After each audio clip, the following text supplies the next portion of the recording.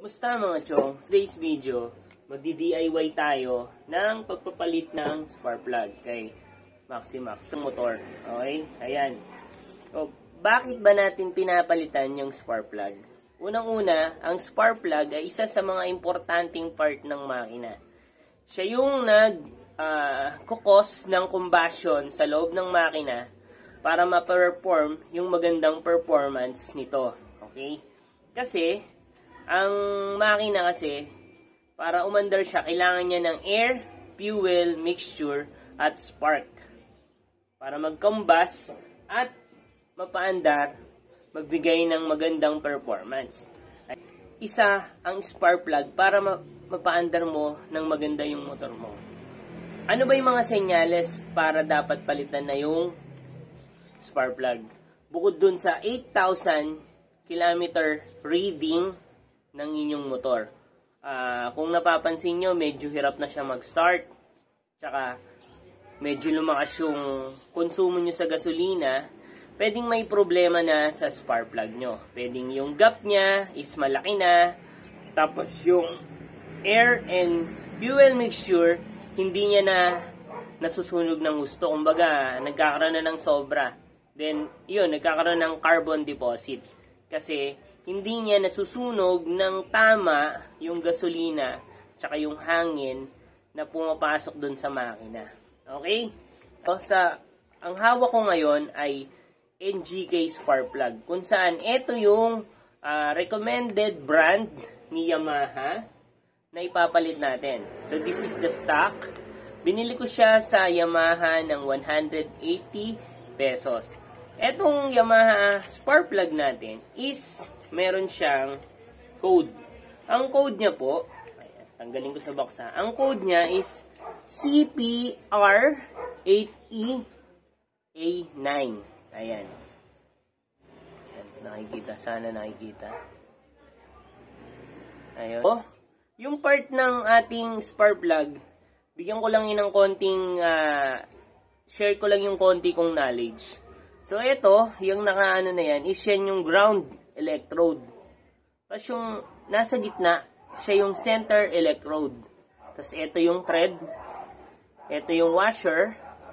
Tapos ito yung hex. Yung pinakasukat nung ating gagamiting wrench. So this is 16 mm. Then ito yung ribs. Yung cover ng copper. Then ito yung terminal. Ito yung nilalagay natin. Spark plug wire. Okay? Ayan. Ito yung gagamit ng mas mahaba dito or iba yung thread. Okay? Kaya meron po siyang code para magamit mo yung tamang spark plug para sa engine ni NMAX. Alam ko, parehas lang ng ang spark plug ang NMAX at Aerox. Ayun. Then, sa gap, ito, 9. Nakasulat dito, 9.9 or 9.9 mm, 0.9 mm. Ayun. Correct nyo na lang ako doon. Pero ayun yung alam ko dito sa number sa dulo. Yun yung spark plug gap between the ground and the center electrode. Ayan po. Okay. So medyo napahaba. So tandaan nyo po, gumamit po kayo ng recommended spark plug para sa inyong motor na makikita nyo sa owner's manual. Para pag nag-DIY kayo, tama yung ikakabit nyo. Okay? Ayun. So, tuloy, umpisa na natin. And lastly, habol ko muna. Kasi kapag parehas ng thread, pero mas mahaba, pwedeng tumama sa piston. Baka umumpog dito.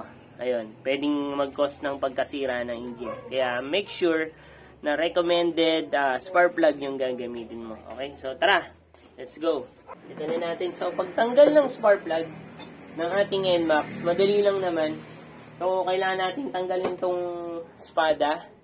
Kung natanggal, tapos meron kang pandukot nung spark plug, pwede mo nang gawin. Pero ako, hindi ko ginagawa yun kasi medyo komplikado. Nahihirapan ako. So, tatanggalin yung spark plug, footboard lang, tapos ready na. Okay? Madali lang naman yung pagtanggal nung espada at footboard. Meron naman akong video, ilagay ko na lang yung link dun sa baba. Okay, let's go! Okay, so pag natanggal nyo na lahat ng nut, tsaka plastic rivet, to, tanggal nyo na to lahat. Tanggal nyo na to. Pwede na itong tanggalin yung ating footboard. So make sure na tanggal din yung nasa ilalim ha. Okay, so ganyan lang yan.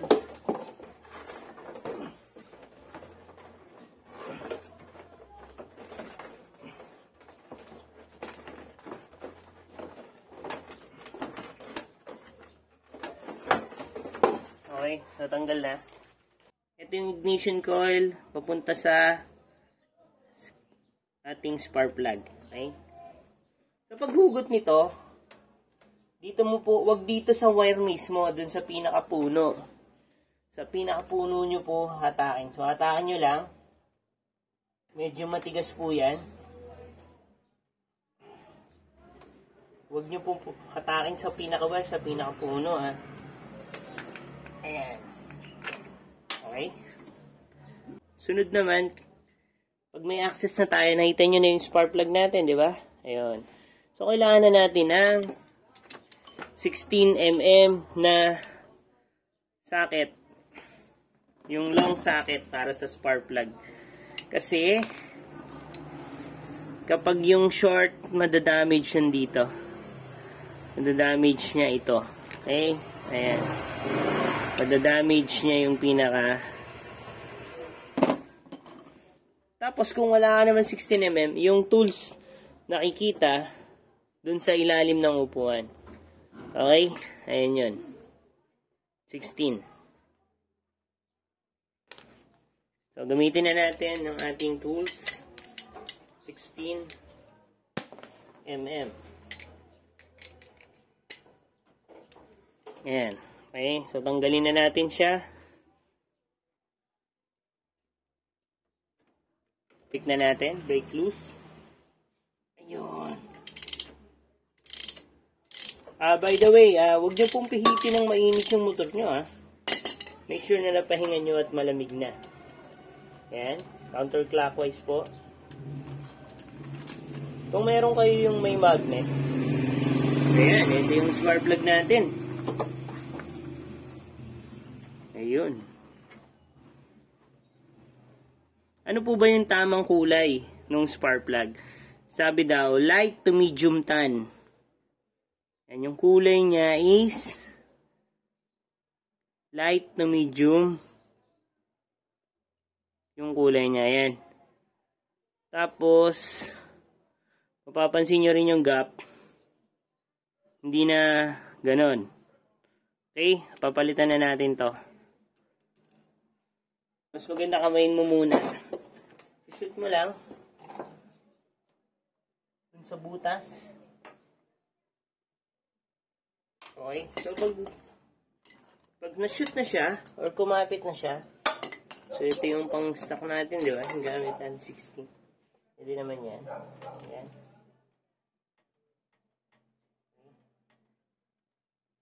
Kamayin nyo. Kapag hindi nyo na kayang kamayin, saka nyo gamitan ng tools.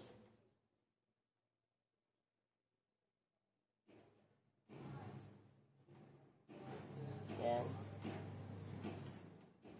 Ayan. Pag mahigpit na ng kamay nyo, gamitan nyo na ng tools nyo. Okay, 16. Pero mas maganda to. Kasi dito, ang hirap pang anuhan eh. Okay. Ayan. Higpit nito, meron to kasing tamang higpit. So, pag gagamit kayo nito, kasi ito, mapuwersa na to eh. Okay. Ayan. Kung dito, kalahating turn, 1/4 turn lang. Ayan. Okay. Praso lang. Kasi, mahaba na to, masyadong malakas yung itong force niya. Okay? Then, kakabit lang natin yan. All the way, pababa. Okay? Check nyo kung securely na nakapasok siya.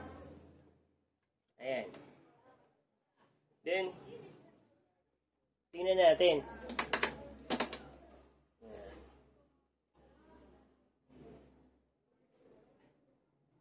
Okay. Start natin. Yun. Bago na ulit ang ating spark plug.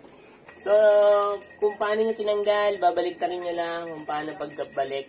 Okay? So, kung nakatulong tong video na to, please consider subscribing. Maraming salamat. RS mga to.